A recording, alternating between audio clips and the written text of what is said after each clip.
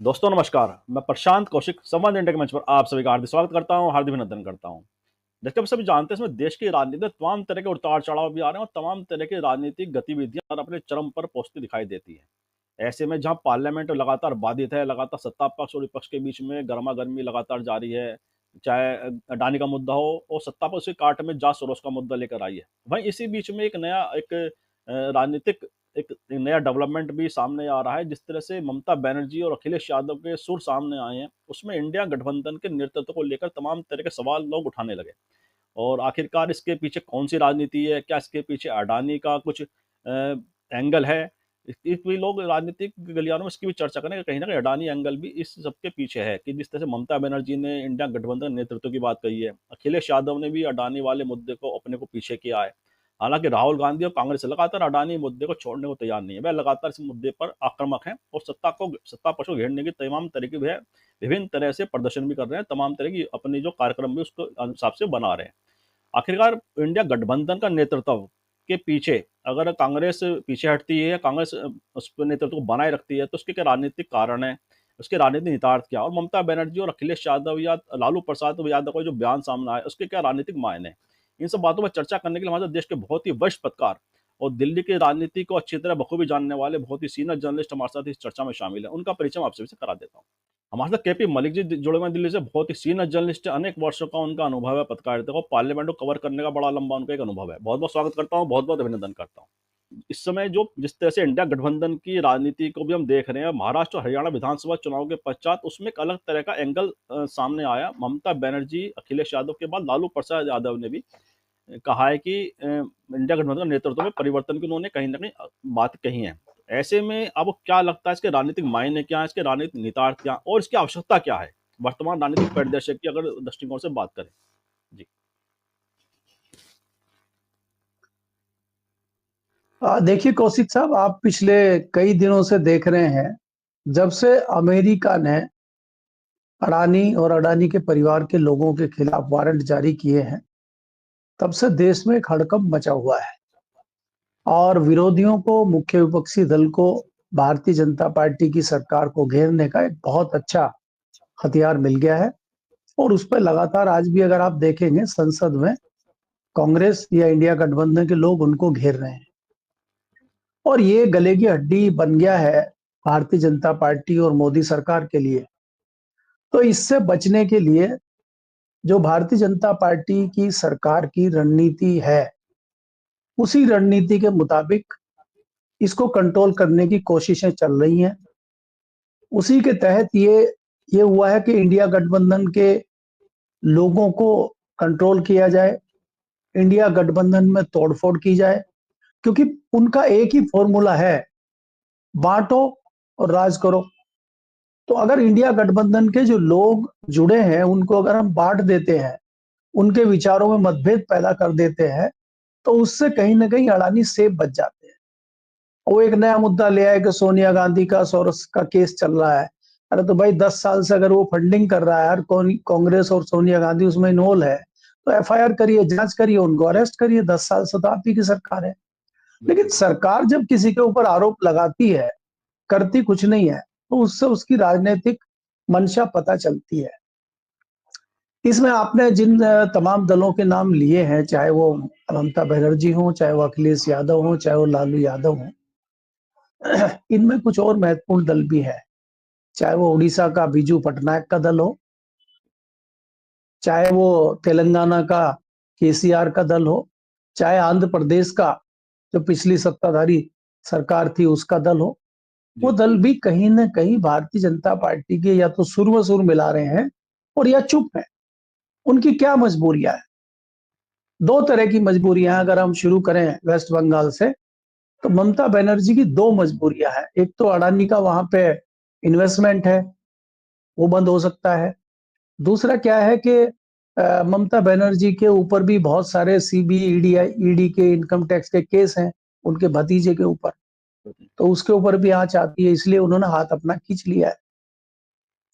लालू यादव और उसका परिवार भी कहीं ना कहीं ईडी, सीबीआई, इनकम टैक्स के शिकंजे में है। अखिलेश यादव का परिवार और उनके चाचा और वो खुद कई सारे मामलों में फंसे हुए हैं। तो उनके ऊपर ये दबाव है। तो कहीं न कहीं लोग दबाव में हैं और उस दबाव के नाते वो पीछे हट रहे हैं। कांग्रेस बड़ी पार्टी है, उसकी मजबूरी है खड़े रहना, इसलिए कांग्रेस लड़ाई लड़ रही है। लेकिन चाहे हम माने ना माने, कांग्रेस पर भी एक बड़ा दबाव पड़ा है, जब उसके सहयोगी दल इंडिया अलायंस के लोग धीरे-धीरे पीछे हटने लगे। अब एक नया जो है मामला चलाया गया कि भाई ममता बनर्जी को इंडिया गठबंधन की कमान दी जाए। अगर ममता बनर्जी को इंडिया गठबंधन की कमान दी जाती है और वो इतने दबाव में हैं, तो वो क्या नेतृत्व कर पाएंगी? ये भी सवाल है। बिल्कुल। दूसरा ये है कि क्या जिस प्रकार की आशंका या जिस प्रकार की आशा लोग जता रहे हैं कि भाई इंडिया गठबंधन बहुत अच्छा करेगा और इसमें मजबूत लोग हैं, पीछे नहीं हटेंगे, तो क्या इस पे ममता बनर्जी और बाकी लोग खरे उतर पाएंगे? अभी आपने देखा जिस प्रकार से हरियाणा में हुआ, जिस प्रकार से महाराष्ट्र में हुआ, तो भारतीय जनता पार्टी इतनी आसानी से इनको छोड़ देगी? मोदी सरकार इतनी आसानी से इनको छोड़ देगी? अमित शाह के चाणक्य इतनी आसानी से इनको छोड़ देंगे? तो एनी हाउ आपको घेर के लाना है। ऐसे तमाम मुद्दे, और भारतीय जनता पार्टी बहुत अच्छा इवेंट करना जानती है, बहुत अच्छे से चीजों में उलझाना जानती है। अब आज जो है पार्लियामेंट के अंदर भी और पार्लियामेंट के बाहर भी मीडिया में जेपी नड्डा जी कह रहे हैं कि सोनिया गांधी के सोरोस से संबंध है, वहां से पैसा आ रहा है, और वो लांछन लगा रहे हैं माननीय सभापति जी के ऊपर। देश इसको सुनेगा नहीं, देश इसको सहेगा नहीं।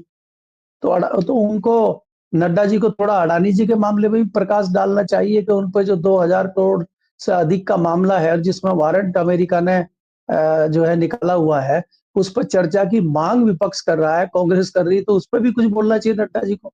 लेकिन ये मामले को डाइवर्ट करना जानते हैं, इन्होंने मामले को डाइवर्ट कर दिया पार्लियामेंट के अंदर भी और बाहर मीडिया के सामने भी। और उस दबाव में कहीं ना कहीं विपक्ष भी है और कांग्रेस भी कम से कम इस दबाव में है। इसके अलावा आपको प्रशांत जी ये देखना होगा कि भारतीय जनता पार्टी के अंदर भी बहुत उथल पुथल चल रही है, ऐसा नहीं है। और भारतीय जनता पार्टी भी संघ के दबाव में है, ये एक दूसरा चैप्टर भी है। जब आप इसके विषय में अगर जानना चाहेंगे, अगला सवाल पूछेंगे, तो मैं उसका जी जवाब भी आपको दूंगा। जी। जी जी जी। ये बहुत ही महत्वपूर्ण बात आपने कही कि आखिरकार जो अलायंस पार्टी के बारे में जैसे आपने बताया, कहीं ना कहीं अडानी का इन्वेस्टमेंट है और तमाम तरह के जो दबाव हैं, ईडी हो चाहे सीबीआई हो, तमाम तरह की जांच एजेंसी हो दबाव है, वह भी कहीं ना कहीं क्षेत्रीय पार्टियों के ऊपर काम करते दिखाई देते हैं। और साथ ही आपने एक महत्वपूर्ण बात और कही, संघ के अंदर और भाजपा के अंदर भी जो आपस में संबंधों में कहीं ना कहीं तनाव भी है और तमाम तरह की बातें भी समय समय पर आती भी रही है सामने। उसको लेकर किस तरह की इस समय राजनीतिक परिदृश्य में क्या है, मतलब किस तरह की डेवलपमेंट है, और खास तौर से भाजपा के अंदर, क्योंकि अडानी का मुद्दा कहीं ना कहीं भाजपा के अंदर भी एक बेचैनी तो पैदा कर ही रहा है, क्योंकि जिस तरह पूरी पार्लियामेंट बाधित लगातार हो रही है और धनखड़ साहब के खिलाफ भी विपक्ष लामबंद हो गया विश्वास प्रस्ताव लाने के, इन दोनों तीनों बिंदुओं को किस तरह से आप देख पा रहे हैं, क्योंकि कहीं ना कहीं आपस में सभी जुड़ते हुए दिखाई देते हैं आपस में, कहीं ना कहीं राजनीतिक दृष्टिकोण की अगर बात करें। जी देखिए, धनखड़ जी जिस चेयर पे बैठे हैं, वो चेयर एक जज की चेयर होती है और वो सबको एक आंख से देखते हैं और एक जैसा व्यवहार पक्ष और विपक्ष के साथ उनका होना चाहिए। लोगों ने महसूस किया है कि वो इस तरह का व्यवहार नहीं कर रहे हैं। वो कुछ पक्षपात कांग्रेस, भारतीय जनता पार्टी का या सत्ताधारी दल का कर रहे हैं, और वो बाहर चीजें आ रही हैं, उससे विमुख लोग हैं। लेकिन मैं यहाँ मानता हूं कि ये जो कांग्रेस पार्टी या विपक्ष चाहता था कि चुनाव आयोग का बहिष्कार किया जाए, चुनाव आयोग का कुछ इस तरह से किया जाए, वो चुनाव आयोग से ध्यान हटके वो उप सभापति पे चला गया है। तो मैं इसके पीछे भी भाजपा का षड्यंत्र मानता हूं कि इन्होंने क्या किया, बलि का बकरा जो है उप सभापति जगदीप धनखड़ को बना दिया और राजीव कुमार को साफ साफ बचा लिया। अब जैसे जैसे मामला ठंडा, पार्लियामेंट खत्म हो जाएगी कुछ दिनों में, जैसे जैसे मामला ठंडा होगा, ऐसे ऐसे धीरे धीरे चुनाव आयोग को लोग भूल जाएंगे। आपने जिस प्रकार से देखा कि महाराष्ट्र के 2-3 गांवों में इस तरह का बाकायदा, खाली उन्होंने यही नहीं कहा कि हम दोबारा चुनाव करके देखना चाहते हैं या हमारे गांव में कितने वोट पड़े, क्यों पड़े, उन्होंने बाकायदा अपनी ग्राम पंचायत में प्रस्ताव पास किए हैं कि हम बैलेट से चुनाव करेंगे और उन्होंने सरकार से भी कहा कि हमारे यहाँ चुनाव कराइए। सरकार ने मना कर दिया। तो उन्होंने अपनी ग्राम पंचायत में प्रस्ताव पास किया कि हम बैलेट से चुनाव कराएंगे, अपने यहाँ अपने खर्चे पे कराएंगे। उसकी भी परमिशन सरकार ने नहीं दी। उल्टा उन लोगों पे एफआईआर की और कुछ लोगों को अरेस्ट कर लिया। तो ये तो सरकार की कार्यप्रणाली है।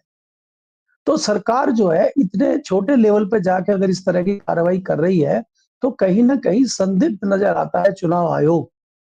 और चुनाव आयोग पे उंगली ना उठे, चुनाव आयोग कहीं विपक्ष के निशाने पे ना आ जाए, चुनाव आयोग के खिलाफ कहीं देश में माहौल ना बन जाए, तो उससे अच्छा घेर के ले आए, उप सभापति के खिलाफ प्रस्ताव ले आइए।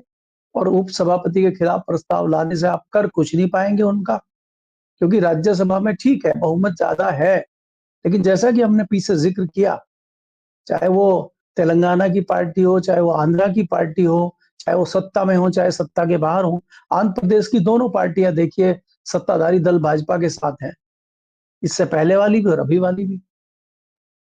तेलंगाना में आप जाते हैं तो केसीआर हरकिशन सिंह सुरजीत बनना चाहते थे इंडिया महागठबंधन के, वो नेपथ राजनीतिक नेपथ्य में चले गए हैं, और आज वो कहीं ना कहीं कांग्रेस बीजेपी के साथ खड़े हुए दिखाई देते हैं।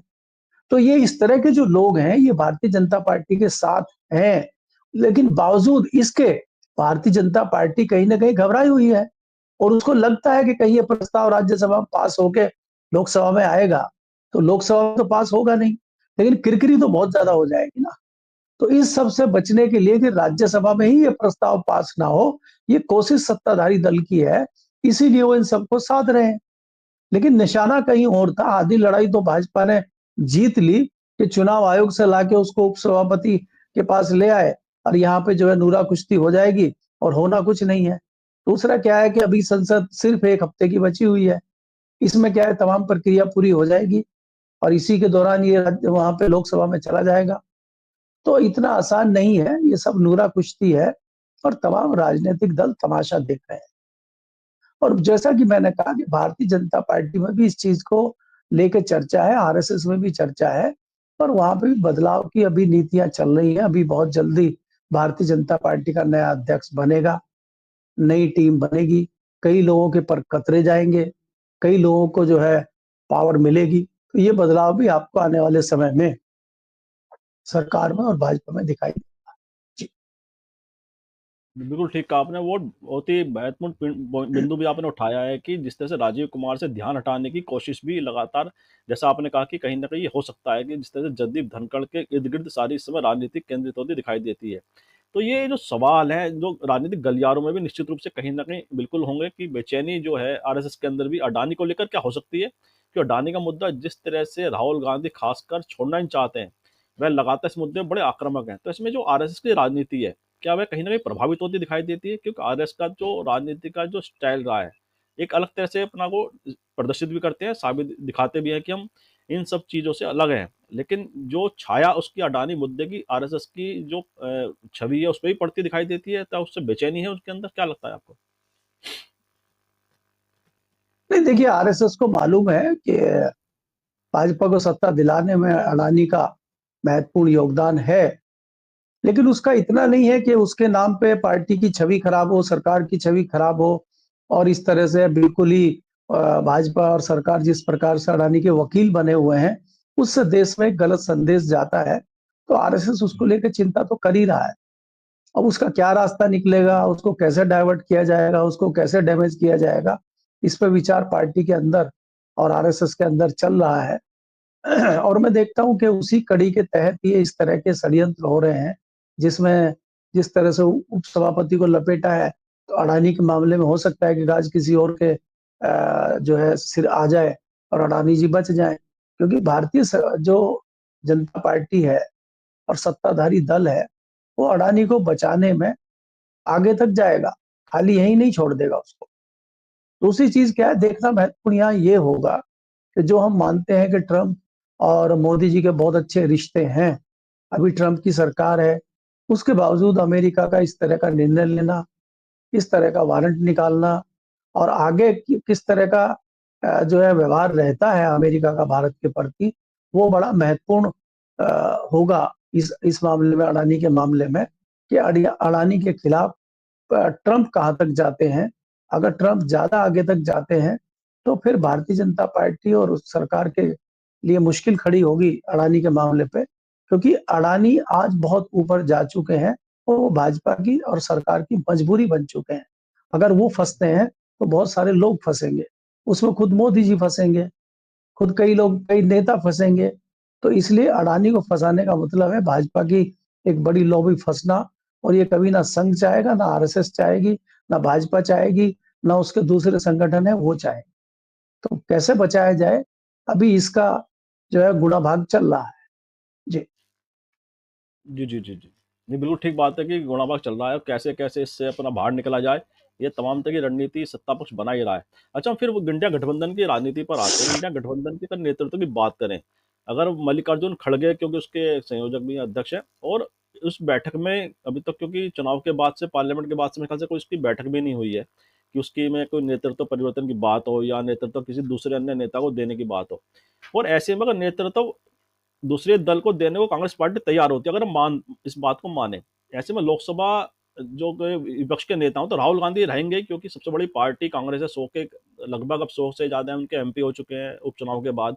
तो ऐसे में विपक्ष की जो पार्लियामेंट के अंदर विपक्षी नेता के तौर पर राहुल गांधी, और इंडिया गठबंधन में अगर किसी दूसरा कोई नेतृत्व तो करता, तो इस पे जो पूरे विपक्ष की राजनीति है, क्या वो प्रभावित होगी? क्या लगता है आपको? देखिए, इंडिया गठबंधन को जो करना था वो हो चुका है। अब इंडिया गठबंधन आगे कुछ कर पाएगा, मुझे ऐसा नहीं लगता है, क्योंकि इंडिया गठबंधन के दो महत्वपूर्ण घटक हैं। नीतीश कुमार वो संदिग्ध की स्थिति में है, और नीतीश कुमार का हश्र मुझे उड़ीसा के जो पटनायक साहब हैं उनके जैसा होता हुआ दिख रहा है। नवीन तो पटनायक। इसलिए उनके बलबूते पे कोई चीज कर लेना, नवीन पटनायक का हश्र जैसे हुआ, ऐसा ही मुझे लगता है कि नीतीश कुमार का होगा। नीतीश कुमार के ऊपर तमाम कई सारे दबाव हैं, उनके सहयोगियों को कब्जे में सरकार ने लिया हुआ है, उनके पीछे ईडी सीबीआई लगी हुई है। तो नीतीश कुमार बहुत दबाव में है। दूसरा जो महत्वपूर्ण कारण है कि नीतीश कुमार का स्वास्थ्य भी धीरे धीरे उनको आगे बढ़ने की जो है सहायता उनकी नहीं कर पा रहा है उनके आगे बढ़ने में, या उनको सियासी उसमें अगर आप उनके प्रोग्राम देखें, उनकी रैलियां देखें, उनकी हरकतें देखें, तो उससे लगता है कि वो मानसिक तौर पे या स्वास्थ्यिक तौर पे भी बहुत मजबूत अभी नहीं है। दूसरी चीज आप ये देखेंगे, जो दूसरे एलाइज हैं वो इतने एग्रेसिव भारतीय जनता पार्टी के सामने अब नहीं हो पाएंगे जितने चुनाव के दौरान दिखते थे। अगर आप दूसरा जो एलाइज नीतीश कुमार के बाद आते हैं, चंद्रबाबू नायडू है। चंद्रबाबू नायडू का कोई खास इंटरेस्ट केंद्र की राजनीति में नहीं है, वो अपनी स्टेट की राजनीति करते हैं। पूर्ण बहुमत की सरकार से वो मुक्त।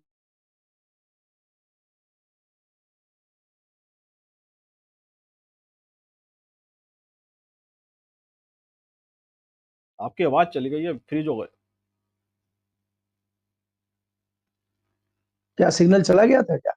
हाँ, उन्होंने सिग्नल अपने चला गया था। मंत्री बनवा लिए हैं और वो अपना बार्गेनिंग करते रहते हैं, तो वो सरकार से और भाजपा से बार्गेनिंग करते रहेंगे, और उनकी सरकार बढ़िया चलती रहेगी। इसलिए उनको भी बहुत ज्यादा इंटरेस्ट कोई इंडिया गठबंधन में या बाकी जगह पे नहीं है।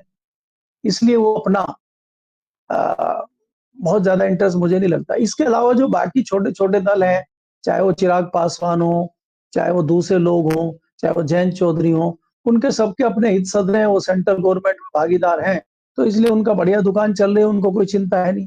तो इंडिया गठबंधन में नया शीर्ष नेतृत्व भी कोई आ जाएगा, इंडिया गठबंधन का कोई नया लीडर आ भी जाएगा, वो कोई बहुत बड़ा कुछ काम यहाँ पे आके कर देगा, मुझे नहीं लगता। जी। जी, जी, जी।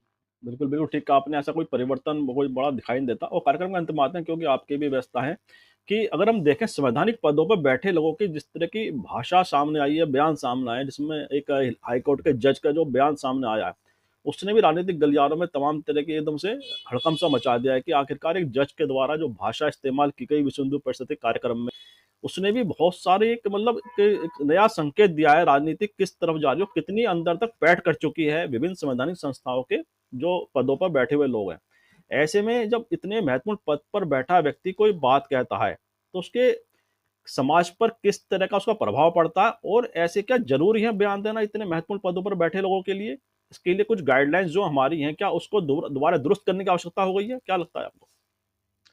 देखिए, मैंने आपको पहले भी कहा कि संवैधानिक पदों पे जो लोग बैठे हैं, जो लोग ऐसी चेयर पे बैठे हैं कि आम आदमी को दिखना चाहिए कि ये हमारे साथ न्याय करेंगे, इंसाफ करेंगे और ये किसी एक और झुके हुए नहीं है। और जब आम आदमी को दिखने लगता है कि इनका झुकाव एक और है, तो उनके ऊपर सवाल खड़े होने लगते हैं और जनता में सवाल खड़े होने लगते हैं। आज मैंने आपको शुरू से कहा कि चुनाव आयोग पे सवाल उठ रहे हैं। आज कोर्ट पे सवाल उठने शुरू हो गए हैं। आज कई सारी संस्थाओं पे सवाल उठने शुरू हो गए हैं। ईडी, सीबीआई पे सवाल उठ रहे हैं कि वो सरकार के इशारे पे काम कर रही है। जजों का और एक सीनियर हाई कोर्ट के जज का इस तरह का व्यवहार करना, ये बड़ा दुर्भाग्यपूर्ण है और ये समाज में गलत संदेश इसका जाता है कि आप एक विशेष किसी जो धार्मिक संगठन है, उसके प्रोग्राम में जाते हैं और इस तरह की बात आप संवैधानिक पद पर रहते हुए करते हैं, तो ये दुर्भाग्यपूर्ण है और जनता में इसका बहुत अच्छा मैसेज नहीं जाता। जनता का विश्वास इस तरह की संस्थाओं से उठता है। मुझे लगता है कि इस पे जो सुप्रीम बॉडी है, सुप्रीम कोर्ट, चीफ जस्टिस, इस पे जरूर कुछ ना कुछ संज्ञान लेंगे और कुछ एक्शन लेंगे, ताकि एक मैसेज जो है जनता में जाए। अगर कुछ नहीं होता तो जनता में इस तरह का मैसेज जाएगा, तो ये देश के लिए अच्छा नहीं है। देश की जो कार्यप्रणाली है, देश की जो जनता है, उसके लिए अच्छा मैसेज नहीं होगा, मुझे लगता है। इसीलिए इस सोच के साथ मैं कहता हूं कि चीफ जस्टिस ऑफ इंडिया इस पर जरूर संज्ञान लेके कुछ ना कुछ एक्शन लेंगे। जी। जी, जी, बिल्कुल ठीक कहा आपने। आवश्यक है कि ऐसे व्यक्तियों के प्रति कठोर एक्शन भी लिया जाए, जो संवैधानिक संस्थाओं के जो प्रमुख हैं, और खासतौर से इतने महत्वपूर्ण पद पर बैठे हुए व्यक्ति का जो बयान है वह बड़े महत्वपूर्ण होते हैं। कोई भी इस तरह की टोका टिप्पणी करने से पहले 10 बार उन्हें सोचना चाहिए, क्या उसका प्रभाव पड़ेगा समाज के विभिन्न तबकों पर। और इन शब्दों के साथ एक चर्चा को विराम भी देते हैं, और आपने इस तरह से पूरे विभिन्न कई सारे मुद्दों पर पूरी उसको विस्तृत आपने बताया कि किस तरह से उसके क्या राजनीतिक मायने हैं, क्या राजनीतिक निहितार्थ हैं, और आने वाले समय में इन सब आज जो मुद्दे उठ रहे हैं उसका प्रभाव आने वाले समय में किस तरह से दिखाई देगा। और मुझे विश्वास है आपके ने जिस तरह परिभाषित किया है विभिन्न तरह के सारे मुद्दों को, हमारे दर्शकों को जरूर चर्चा पसंद आएगी। और मैं आपका बहुत बहुत आभार और बहुत बहुत धन्यवाद व्यक्त करता हूँ कि आपने अपने बिजी शेड्यूल में से हमारे दर्शकों का समय निकाला। बहुत बहुत धन्यवाद आपका। और मैं आप सभी से भी आग्रह करता हूँ इस वीडियो को लाइक करें, शेयर करें, कमेंट करें, साथ ही संवाद इंडिया चैनल को सब्सक्राइब करना, बेल आइकन जरूर दबाएं, जिससे संवाद इंडिया के अपडेट आपको समय से मिलते रहे। आप सभी का बहुत बहुत धन्यवाद, बहुत बहुत अभिवादन।